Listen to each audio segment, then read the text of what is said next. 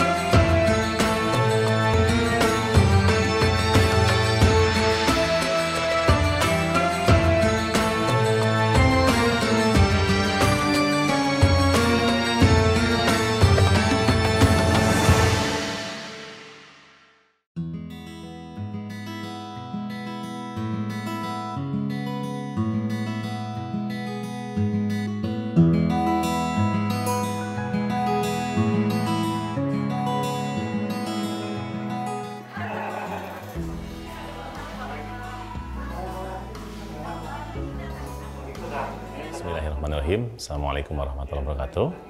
Nama saya Yusuf Nugraha. Saya kebetulan sebagai dokter di Klinik Harapan Sehat, sekaligus juga mendirikan Klinik Harapan Sehat, dan juga sebagai salah satu pendiri daripada Gerakan Bagi Senyum Ibu Pertiwi.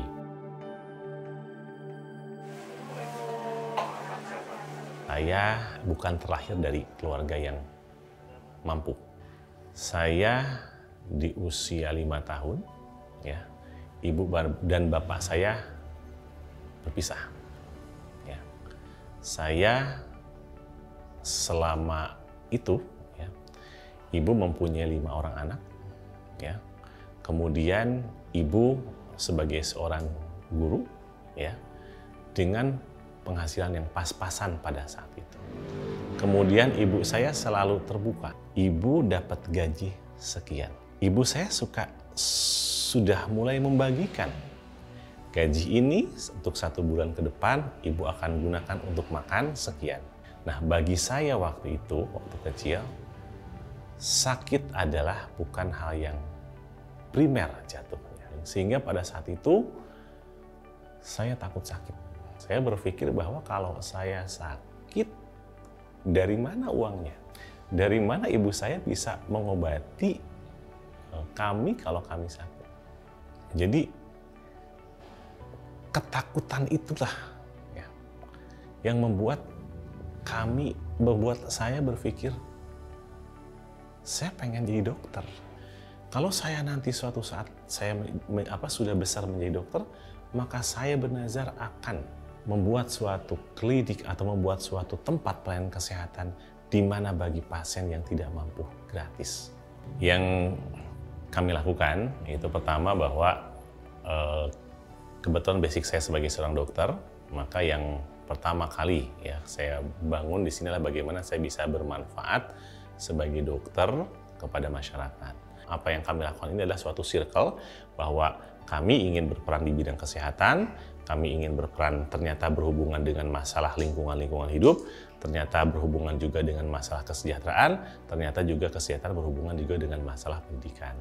Itu apa yang kami lakukan, yaitu kami membuat suatu program itu kepada masyarakat itu dengan program Pasti Mudah. Jadi untuk masalah kesehatan, kami mempunyai program Pasti Mudah. Pasti Mudah itu yaitu bagi pasien yang tidak mampu, mereka bisa berobat ya gratis, ya, tanpa harus membayar dengan materi, tetapi mereka bisa cukup membayar dengan menyanyikan lagu Indonesia Raya atau Ikrar Pancasila.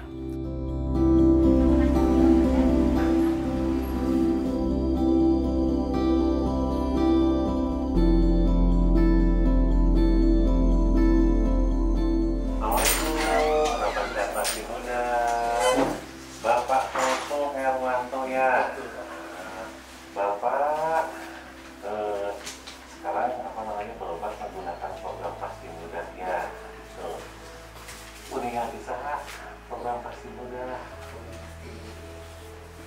kawan kuningan di rancangan berani ngali maca di atas biasa mengandalkan baca Al-Quran, terus baca Indonesia Raya, terus dalam Pancasila ini kita sudah jelas dari sila 1, 2, 3, 4, 5 ya, itu adalah bagaimana ya memupuk suatu keberagaman kita untuk menjadi satu dalam bingkai negara kesatuan Republik Indonesia. Apa yang kami lakukan bersama-sama tim, bagaimana kami ini ingin terus melestarikan, ingin terus mempromosikan, ingin terus mengedukasi masyarakat bagaimana mereka tidak lupa Pancasila. Karena tidak mungkin kita bisa melaksanakan Pancasila, tapi hafal saja tidak. Karena melaksanakan itu karena hafal. Karena sudah hafal, paham. Sudah paham, ngerti. Baru kita pelaksanaan. Program ini nanti siapa yang ini ya? Bertanya. Mana? Ya, saya.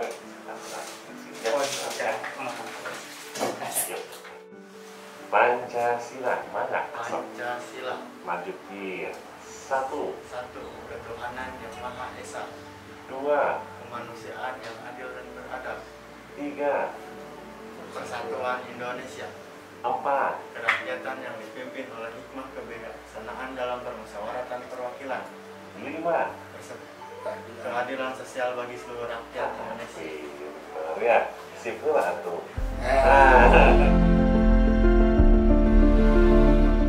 Nah, di sini saya bersama rekan-rekan, ya bersama tim juga ingin berperan serta dalam bagaimana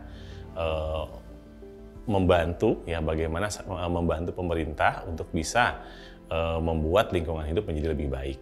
Itu salah satunya kami membuat beberapa program, yaitu program yang kita sebut dengan Air Bening.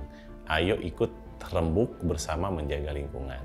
Salah satu program itu adalah kami kaitkan juga dengan kesehatan, yaitu dengan cara apa? Bagi mereka yang tidak mampu, selain mereka bisa membayar dengan ikrar Pancasila dan Indonesia Raya, mereka juga bisa membayar dengan 10 botol plastik bekas. Di mana kita tahu bahwa botol plastik bekas atau plastik ini bisa hancur dalam tanah butuh 500 tahun, sehingga menjadi pencemaran bagi lingkungan hidup. Di sini dalam lingkungan hidup ini melalui program Air Bening, kami ingin bagaimana ikut berperan serta membantu pemerintah agar bisa mengurangi masalah-masalah limbah plastik ini. Di mana mereka yang tidak mampu, jadi satu program berbagai manfaat. Jadi satu program ini, mereka yang tidak mampu bisa dibantu dengan pengobatan gratis, tetapi juga masalah lingkungan, mereka bayar dengan plastik bekas, juga bisa terbantu masalah lingkungan. Di mana nantinya si botol plastik ini atau plastik bekas-bekas ini, kita akan lakukan daur ulang menjadi produk-produk yang bisa bermanfaat, ya seperti itu. Kemudian selain masalah lingkungan dan lingkungan hidup, di sini pun kami ya bersama tim juga melihat bahwa ternyata masalah lingkungan hidup ini tidak bisa berdiri sendiri, ya. Tetapi lingkungan dan lingkungan hidup ini juga berhubungan dengan masalah kesejahteraan, ya. Nah, di sini kami juga ingin turut serta seperti halnya bedah rumah, ya. Kita punya program bedah rumah Rutilahu, rumah tidak layak huni, menjadi rumah layak huni permanen gitu ya, tetapi berkonsep merah putih. Tetapi pada pelaksanaannya ternyata kesejahteraan masyarakat ini juga berhubungan dengan hal yang lain, ya. Kesehatan berhubungan dengan lingkungan hidup berhubungan dengan kesejahteraan kemiskinan, kemudian kemiskinan juga berhubungan salah satunya dengan pendidikan. Di mana kita tahu bahwa ada satu istilah bahwa kemiskinan adalah saudara kandung daripada pendidikan yang rendah. Di mana di situ kami pun ingin turut berperan serta, ya, bagaimana untuk bisa membantu dan memajukan pendidikan. Salah satunya apa yang kami lakukan adalah ada program yang namanya pendidikan karakter untuk anak usia dini. Itu kita sebut dengan program Tauco, teman anak unggul, cerdas dan optimis.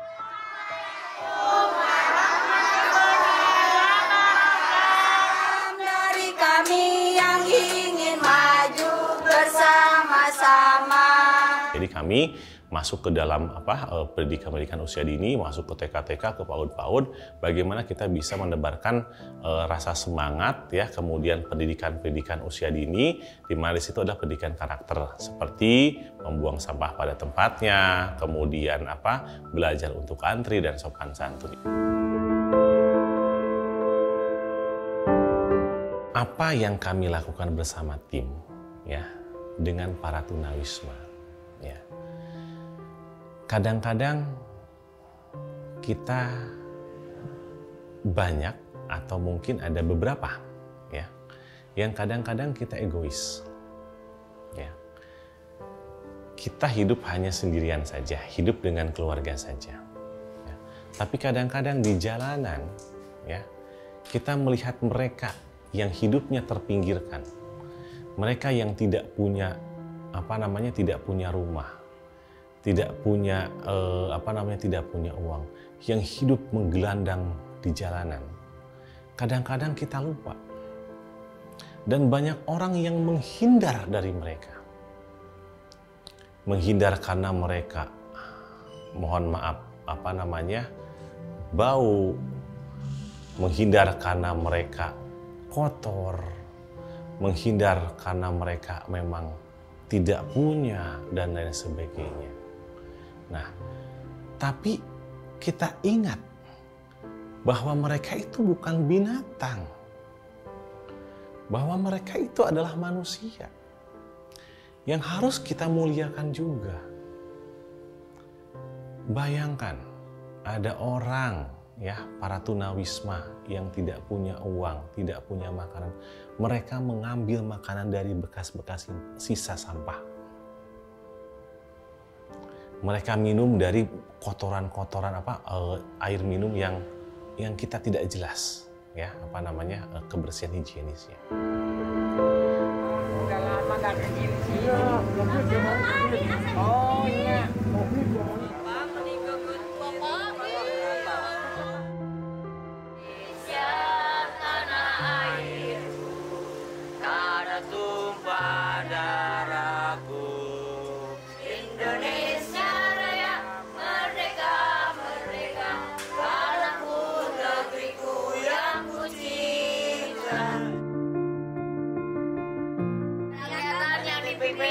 Kebijaksanaan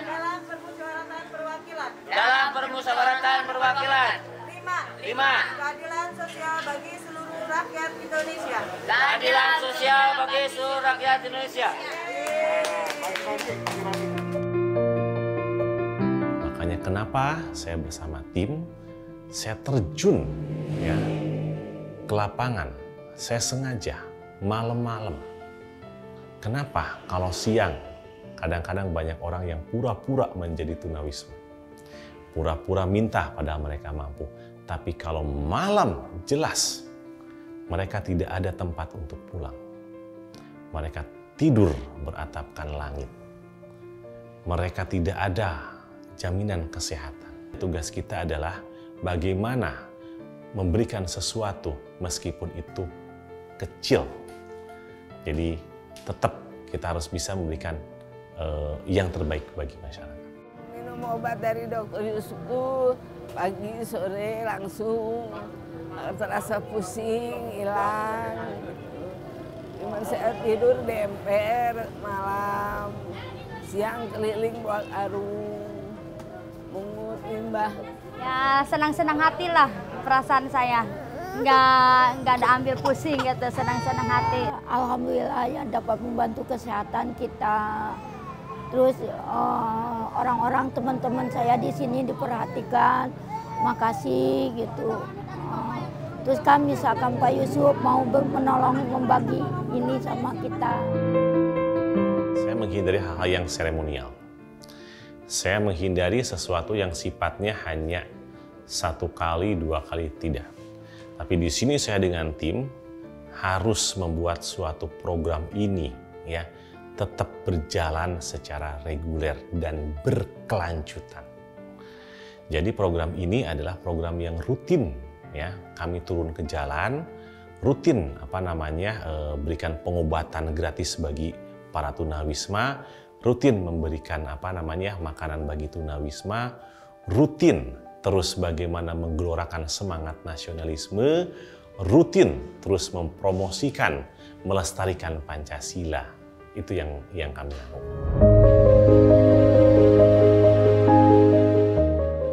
Saya ingin gerakan nasionalisme ini, gerakan bagi senyum Ibu Pertiwi ini, gerakan melestarikan Pancasila ini, gerakan memupuk persatuan ini, ya, ini tidak hanya di Cianjur tapi terus menyebar ke kota-kota lain. Dan diharapkan cita-cita saya bisa seluruh Indonesia punya gerakan ini. Karena ini adalah gerakan bagaimana kita terus mengingatkan kembali tentang ideologi bangsa ini yang tentu saja ujung-ujungnya adalah kita menjadi orang-orang yang punya rasa nasionalisme tinggi. Dan ketika nasionalisme itu sudah terbentuk, Indonesia akan menjadi negara maju dan sejahtera.